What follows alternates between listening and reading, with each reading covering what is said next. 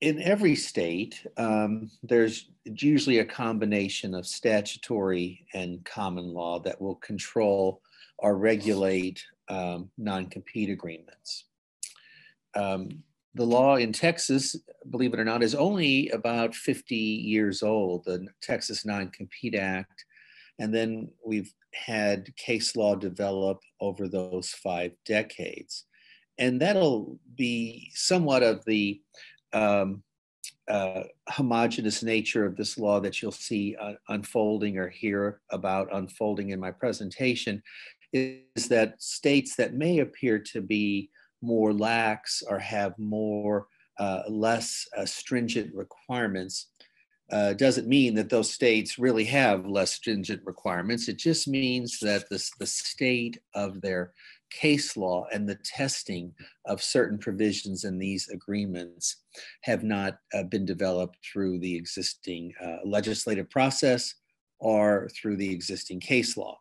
Now, we have hundreds of cases in Texas interpreting all the requirements that I'll be talking about today. But if you're in a state like South Dakota or Nebraska, and you're wondering about whether the consideration for the non-compete is enforceable or whether the restrictions are too stringent, then you may have only a handful of cases to turn to for some guidance. So this presentation asks the employer who operates in multi-state environment, how do they want to conform their agreements? Do they want to have an agreement for each state, perhaps, and take advantage of these less stringent requirements or requirements that may allow them to perhaps be more aggressive, draft in a more overly broad way than they might otherwise? Or for ease of administration purposes, can one form be developed that will work in the vast majority of jurisdictions, perhaps all 50? Now, having done this for several multi-state employers, I do believe you can draft non-compete, non-solicitation restrictions that will comply with the law of all, I'm going to say 49, not 50 states, because as we go through this, you'll see that California is not going to be a venue where in an employment context, we can have a non-solicitation or non-compete restriction of almost any form. The first consideration, I think, for this the multi-state employer is, where are they going to place this non-compete agreement? Is it going to be a separate standalone agreement? Is it going to be part of the offer letter? Is it going to be an attachment to the offer letter? Is it going to be part of a confidentiality agreement where we have the non-compete restrictions? Any of those options, as you'll see, are fine. It's just going to, again, turn on the logistical concerns about the process of administering the process, onboarding people. If you don't have existing agreements and you want to offer them to your current workforce, how are you going to present the agreements? Those really are going to be business considerations, not legal considerations. As long as we have the elements of an enforceable contract and the elements of an enforceable non-compete, and then whether it appears as a combination of offer letter, attachment, standalone agreement, separate confidentiality, non-compete agreement, all of those forms will be fine. Now, consideration requirements. This is what, of course, the employee is most interested in. Are they going to get money, salary, bonus, equity, stock options, stock? Will they have access to confidential or trade secret information? Will this agreement be part of a promise to have some form of continuing employment? or a combination of those. And in most states, the vast majority of states, money, continuing employment, stock, bonuses, any form of pecuniary or economic consideration will support a non-compete agreement. And then you only see the issue of whether the individual got a trade secret or confidential information bubbling up when it comes time to enforce the restrictive covenants. And there, the courts may ask or say, well, look, if the employee didn't get any confidential information, or you don't have something that justifies this restraint of trade, we may not enforce the restrictions. But that will be a problem with the restrictions and not the formation of the agreement itself with respect to consideration. Now, Texas, as you're going to see in a moment, is quite different. And this often surprises people, even though it's been the law since the late 1980s. Before I go on to that, I just want to point out, and I one bullet point on this slide, is that there are special considerations for non-competes with respect to physicians or lawyers, and sometimes a few other job categories. They're all creatures of statute in these states, and that is outside the scope of my presentation. And maybe the local chapter will have me come back and talk about drafting enforceable physician non-compete agreements in all 50 states, because that law is also quite interesting. But going back to the Texas requirements for consideration, in Texas, you cannot pay someone money in exchange for a non-compete. I mean, you can give them money, but it will not, the covenant attached to that agreement, if that's the only consideration, will not be enforceable.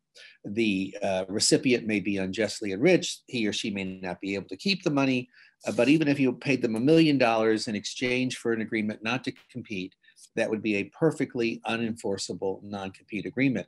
And a failure of consideration is not something that a court can fix, like a court can fix an overly broad restriction, but it cannot rewrite a covenant, a contract, to give it the requisite consideration that it needs to be enforceable. So the Texas requirements for creating a enforceable non-compete with respect to consideration requires two things. The non-compete, the restrictions, have to be connected or ancillary to an otherwise enforceable agreement.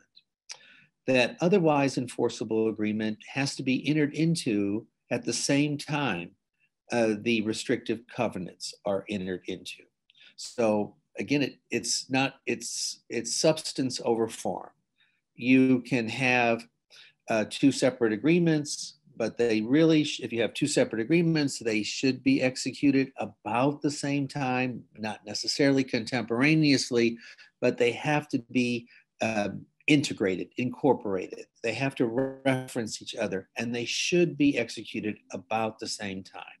And that's why folks in Texas often put the non-compete restrictions in a confidentiality agreement, because as you see here on the slide, the only thing you're going to be able to give an employee in Texas in exchange for a non-compete agreement is access and use of confidential information and or specialized training. There's one exception to that. We had the Exxon case maybe about 10, 15 years ago, where an ownership interest, stock or stock options, will also justify a restraint of trade in Texas.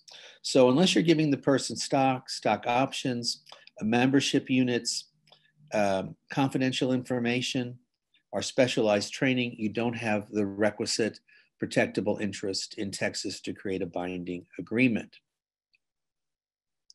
So the drafting pointer that I have today for consideration in the multi-state form is in most of the other states, a promise to simply provide confidential information with no pecuniary or economic benefits may be untested.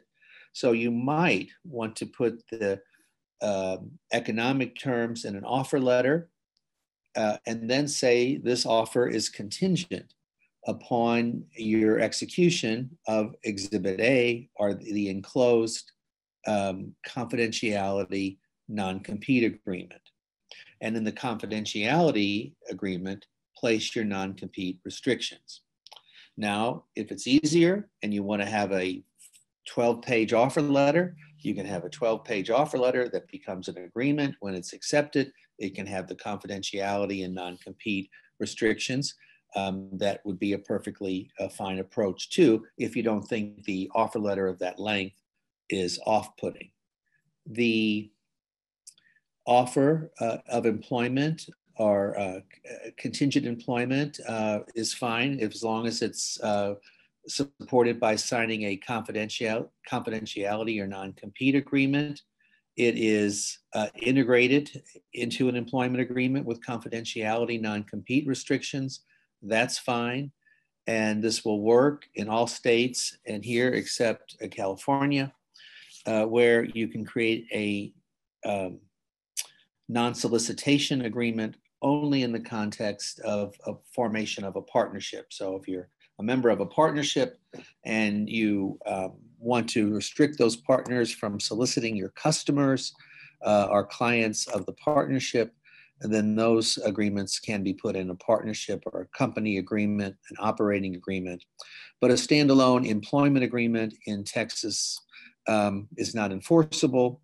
And worse, if you offer an employment agreement to someone that has non-compete restrictions to it in the state of California, that can subject you to a common law cause of action and monetary penalties.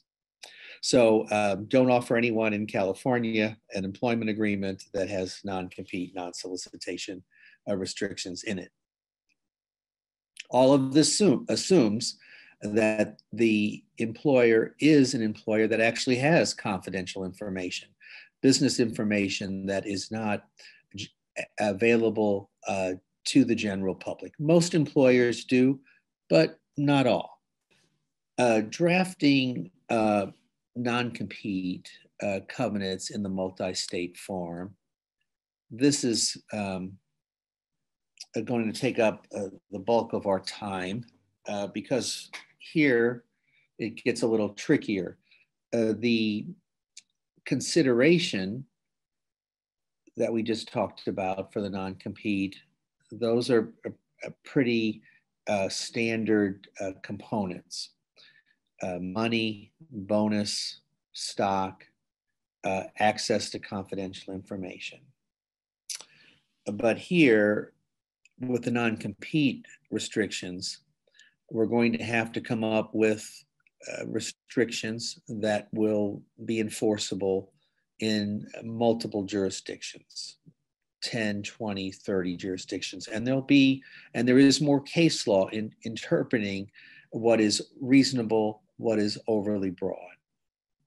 And so the approach is to take approach where we draft a narrower non-compete agreement that will work in the toughest jurisdictions. And then in the jurisdictions where the reasonableness of the covenants is not fully developed under the case law, are less stringent, these more narrow covenants will work as well. All jurisdictions require the restraints to be reasonable as to geographic scope and time. Some jurisdictions look at the capacity in which the person is restricted. And this is, you'll see, this is one of the most often overlooked components of drafting an enforceable non-compete. Texas is one of these jurisdictions, so no industry-wide bars. You cannot draft a covenant that prohibits someone from working in any capacity in a particular industry.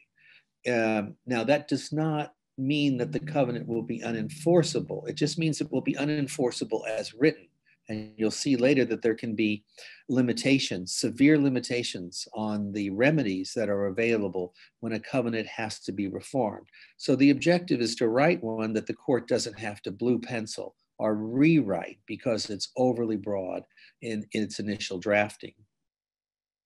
And we'll see some examples of how to draft a covenant that restricts an employee to an appropriate capacity.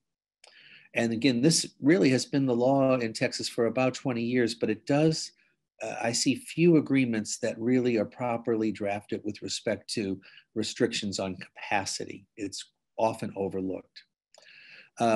Some jurisdictions have more developed case law concerning the manner in which capacity and geographic restrictions can be drawn. So there'll be a handful of jurisdictions where we have to be very careful about how we write the geographic restrictions, how we write the capacity restrictions.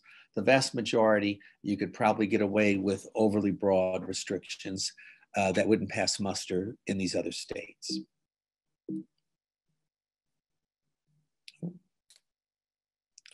Restrictive covenants that work in every jurisdiction. These are my pointers. They specify the capacity in which the employee is restricted in future employment as a manager, as an executive, as a salesperson, in the capacity in which they were working 2 years, in the period 2 years prior to their termination of employment. It identifies the particular industry or business of the company, electrical engineering, IT technology, whatever the industry is. But often you'll see that those that mention the industry forget to prohibit the employee from working for a competitor in those industries. They simply say, oh, you can't work in this industry, even though the employer may not be operating in all 50 states or in all jurisdictions, or may only have a niche component of that industry, commercial electrical engineering as opposed to residential electrical engineering. So you define the capacity that you want to restrict, identify the industry, the specific industry, and unless you can really justify being across all aspects of the industry in which you operate, and then restrict it to the employee from working for a competitor in that industry. As the world's expanded with technology, the internet, social media, where the company does business, has customers, has obviously changed. So 40 years ago, it was easy to say that the person's sales territory was restricted to certain counties in Texas. And certain businesses still operate that way. Work with the employees, you can name the counties they operate in. But even with single state employers, it can be problematic because they have the counties in which the salesperson works are not contiguous. They're in different locales, they change. And so the case law had to address over the last 20 years or so, can we have a geographic restriction which is defined by reference to the employees, the location of the employees' customers, the areas where the employee had responsibility or supervision or had a presence? But we don't have to specifically describe the geographic territory itself. And uniformly, courts in Texas and the states where courts have examined that issue have agreed that you can forego a specific geographic territory, but you still have to be specific. And so a court where a court can identify where the customers are, where the employee had a presence in order to provide some type of injunctive relief. But it became too problematic to describe parts of the states or counties of 10 different states in order to have a narrowly drawn geographic restriction. And then, of course, finally, the covenants have to be reasonable in time. I would say generally, and this is where I think a lot of employers become a little heavy-handed, the time period can never be longer than the time period in which your confidential information becomes viable, not stale. So most covenants I see 1 year, 18 months, sometimes people push the envelope at 2. The fact that Texas courts say 3 years is presumptively enforceable doesn't mean you should write a 3-year non-compete, because as someone who goes down to the courthouse often trying to get an injunction or resisting an injunction on these matters, it's very difficult for a judge to sideline someone for a 3-year period. Even an 18-month period is probably pushing the envelope. So really think about what you need from a business standpoint. You can write in a tolling provision that in the event there's a breach and you don't discover it, the time period for the covenant doesn't begin to run until you have knowledge that there's a breach of the covenant. That can buy you a little bit more time, but I would generally try to avoid sidelining someone for more than 18 months. Now, here are some examples of covenants that you normally see. And when you look at it, you might go, oh, this one's pretty good. For a period of 18 months, you shall not directly or indirectly as an employee, officer, or contractor in the electrical services industry provide services, become employed, or otherwise assist another entity in the states of Texas, Oklahoma, or New Mexico. Solicit, induce, or accept business from customers of the company in the states of Texas, Oklahoma, or New Mexico. Now, as you'll see, and I'll show you one that is more properly drafted, this covenant would have to be rewritten by a court in Texas to be enforceable, because there is no reference to capacity. An employee is a type of legal capacity, but it's not the kind of competitive capacity that's required to have an enforceable non-compete in Texas and in any other state that's ever considered the issue. So it would purport to prohibit this employee, let's call it ABC Electrical, from working in any capacity in the electrical services industry, commercial, residential, as a salesperson, as an executive, as an administrative assistant, as a caterer, as a janitor. It's overly broad. And so the court would have to rewrite that. Now, if it was Texas and the court has to rewrite it, you might get a more narrow injunction. The court will say, look, it's overly broad. I'll give you your injunction as to this employee's activities in commercial electrical engineering with respect to the duties he or she was performing as an engineer, as a professional, as a salesperson. And fine, you got your injunction.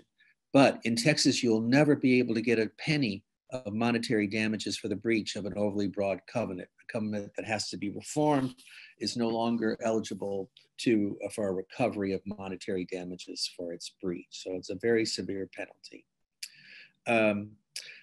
The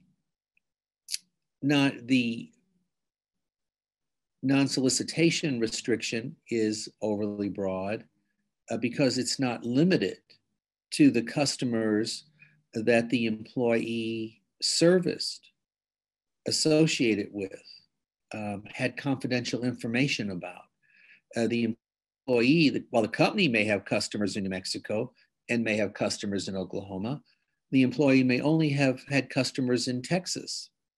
So again, the court would say, look, this employee didn't get any confidential information, doesn't even know the names of your customers in Oklahoma or New Mexico.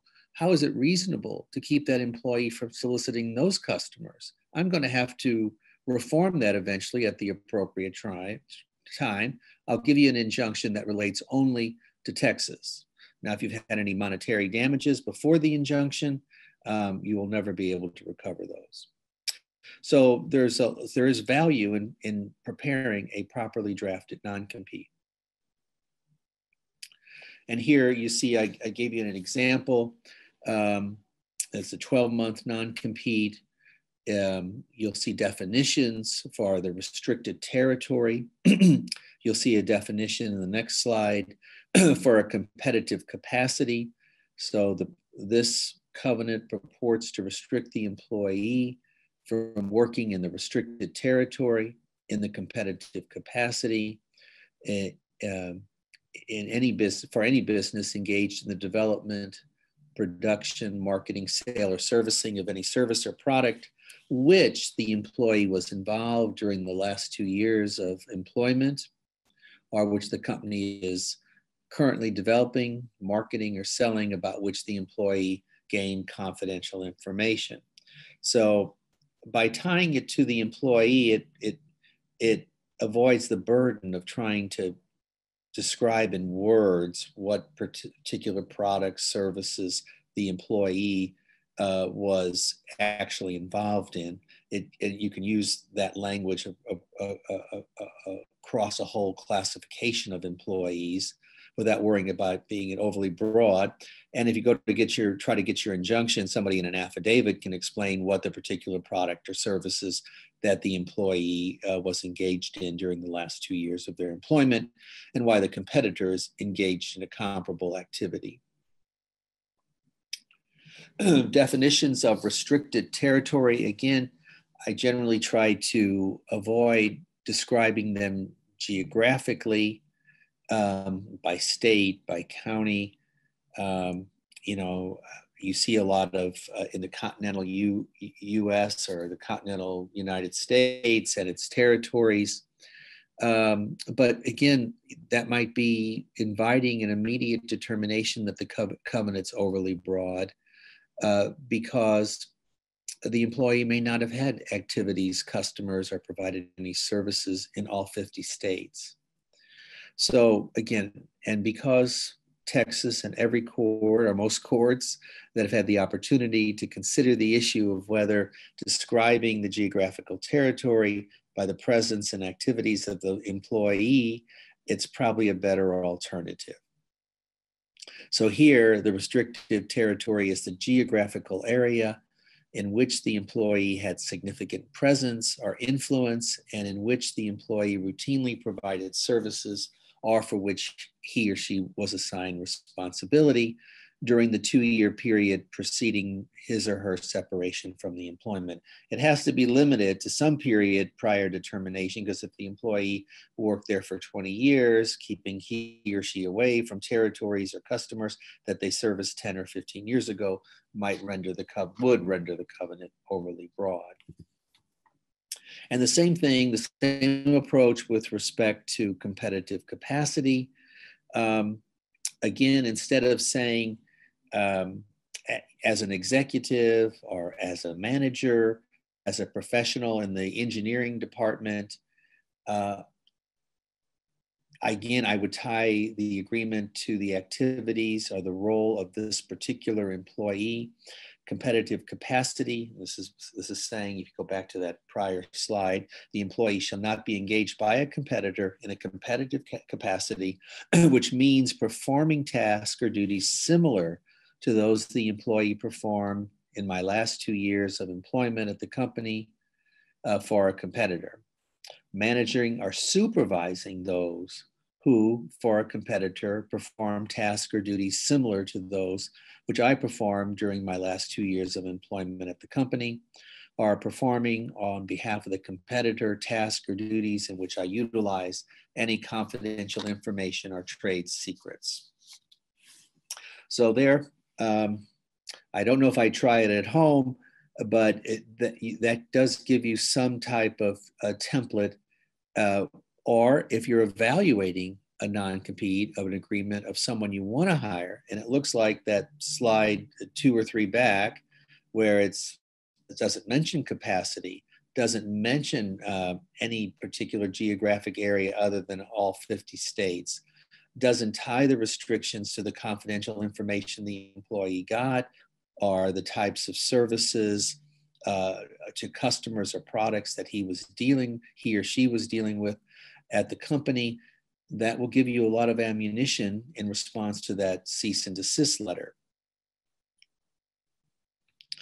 You'll see the same thing with non-solicitation of customer restrictions. It identifies the customers that bear some connection to the employee's responsibilities. It says, don't solicit customers that you receive confidential information about. And again, ties the geographic territory to the territory in which the employee serviced, provided products, or had customers. Here's an example.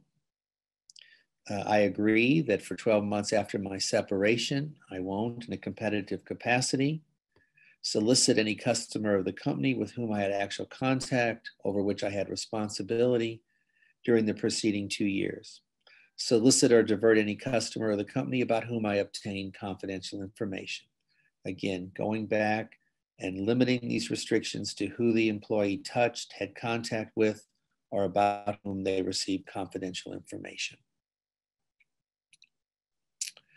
The orphan or stepchild of these non-compete agreements are often the non-solicitation of employee restrictions.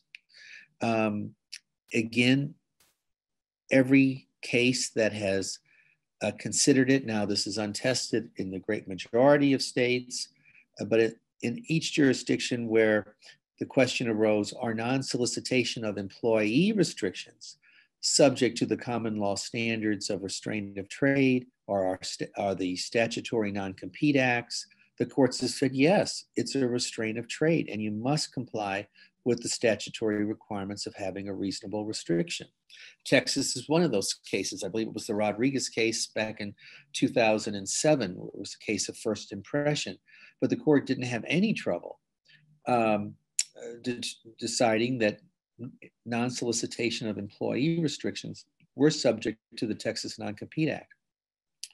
So they're easier to draw because unless you have employees in all 50 states or have vast numbers of employees in all 50 states or a multiplicity of states, it's hard for a court to say that they're overly broad geographically, because a competitor can recruit all the employees at once in the world, except the ones that perhaps are headquarters at your company in Plano, Texas. So it makes it a little bit easier there. But again, usually it's overly broad because it's not limited to a particular kind of employee that the restricted employee must stay away from. So the employee non-solicitation provision, if it's narrowly drafted, should be limited to employees that service company customers, and the restricted employee should not be able to solicit employees, hire, recruit employees that the restricted employee supervised, had responsibility for, about whom they received confidential information associated or had contact with. So again, we're trying to put on some reasonable restraint. And from a business standpoint, if the employee had no contact with an employee who worked in a different jurisdiction, you may not want them recruiting that employee, but you might not have any justifiable economic reason that would justify the restraint of trade by a whole blanket. You cannot recruit any employee who works for this company anywhere in all 50 states, regardless of the job they're doing and regardless to the threat of the company, merely because it may put you through the pain and burden of having to replace them. On the next slide, you'll see an example of a multi-state non-solicitation of employee provision. Again, keeping the restricted employee away from recruiting or hiring an employee that had access to confidential information of your company, who serviced or established goodwill with your customers, or was someone the restricted employee worked with or supervised, again, with some temporal limitation within the last 2 years of his or her employment. So you see a common theme on the non-solicitation provisions through each of those. They're tied to customers, tied to the geographic areas in which the restricted employee worked, tied to customers and employees that the restricted employee had contact with, was responsible for, or had acquired confidential information about. Now, I'm going to go back just 1 second.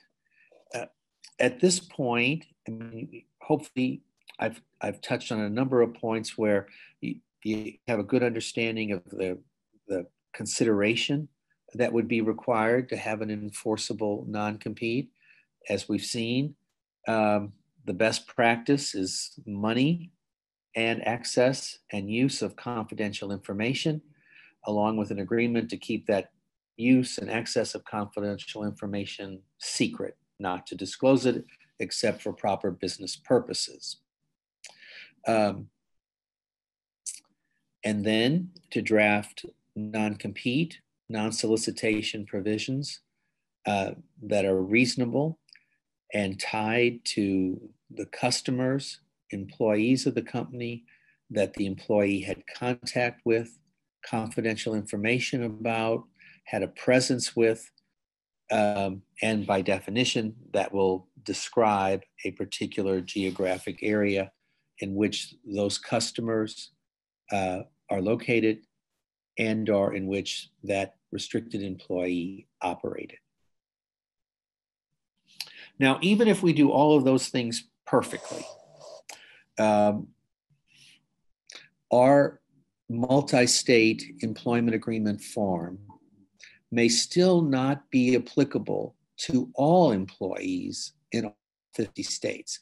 It will only be enforceable in some states with respect to certain employees and with respect to certain conditions. Now, this doesn't change, and you can't fix these things by changing the form. If we draft this multi-state non-compete agreement, we'll have drafted the gold standard.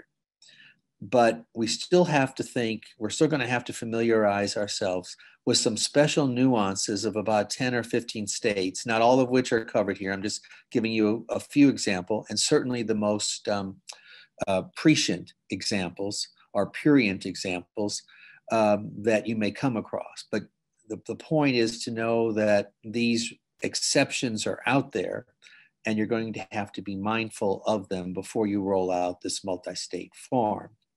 I do think, as a general consideration, regardless of what state you're operating in, I think it's a poor practice to require every employee to sign a non-compete, because every employee doesn't touch a customer.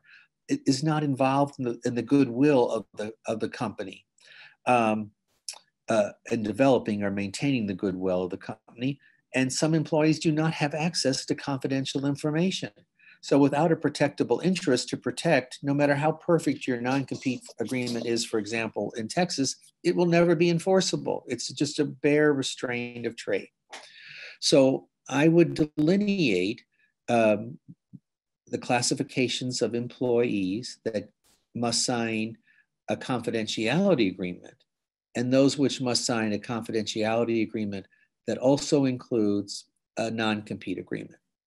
All employees, I think, should sign the confidentiality agreement. They might come across confidential information, even if they don't do so routinely. But it looks bad if you're trying to get an injunction and the other side is arguing, Judge, this is a restraint of trade. This is a very aggressive, anti-competitive employer. Even the janitor and the food caterer has to sign a non-compete, even though they're not in the janitorial services business or in the food catering business. And later on, we won't have much time. I'll just touch on it briefly. You got to worry about the issue of waiver. If you have a protectable interest that has to be guarded, that justifies these restraints in trade, you can't pick and choose when you're going to enforce them.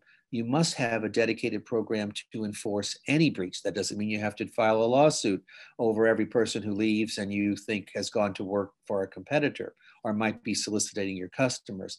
But you're going to have to take that duty seriously. You're going to have to send a cease and desist letter. You're going to have some plausible explanation why you went after some employees and not others, other than, oh, employee X was just simply a terrible employee. We were delighted to have them go to a competitor. They're probably causing a lot of injury. That's not the point. The point is you have this program which courts allow you to restrain trade because you have this justifiable interest. I need to safeguard my confidential information and trade secrets. So with that proviso, Georgia only allows non-competes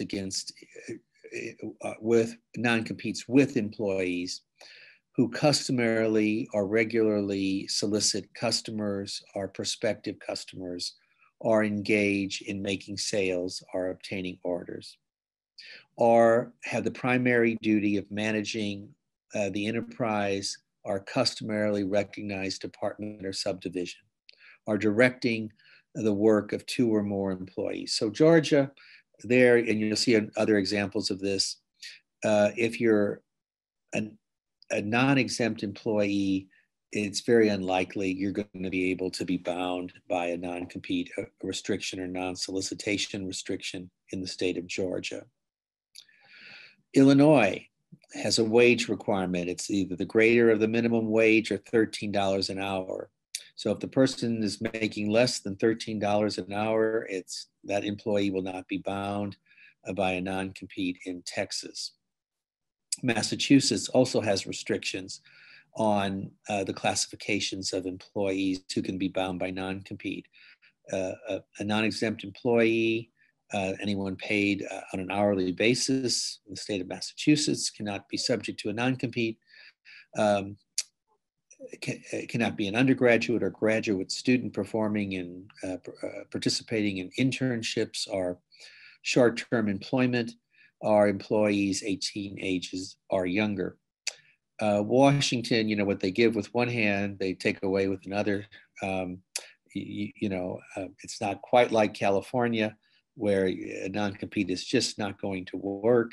Here you can do it, but a non-compete is void against an employee unless the employee's earnings exceed $100,000 per year, adjusted annually for inflation.